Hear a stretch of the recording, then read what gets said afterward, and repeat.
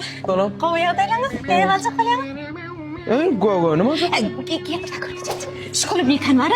Şunu öz ellerim bilen etdim. Ananayda qattiq o'tag'im balakol. Olma. Ha? Qattiq o'tayacak kelendem. Börükler var ya bilmeyecekleri. Öz ellerim bilen etdim. Ana seyret elinecek. Tayin. Her birisini öz mehrim bilen etdim.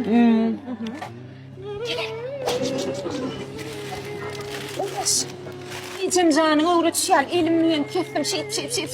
Seyretmeyin. Kattığı ilk koryana bakacak başladı.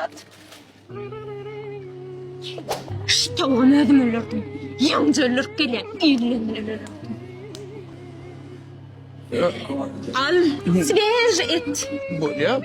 Nereden alıp bolyanı? Bunun sadatları. Yok. Sen beni al.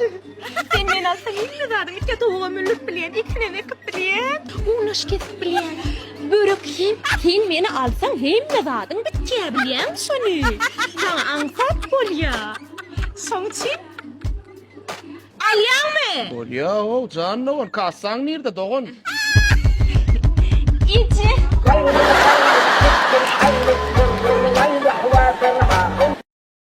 Katılmakta da değil, onu da beğenersin deyip balaydım. Yok, ağladım qatowy. Bugün mehmançılığa doğanmam gelecek deydi. Katowy, siz arkayın oturuverin. Bolya senem zaman gidip gel. Kakacan soğuğa darttır kümüşçülük şeyiyle odan. Bağıralanam şome, hamala kızıl yüzük alıp beren yalettin.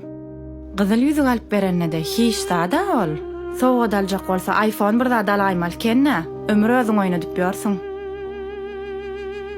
Alan soğuğa da gımmat olsun, arzan olsun, esas mağın söyleye. Söyüsün vör köz yaşamağı yetik. Zat tülen söyüsün ölçemiz ok bize.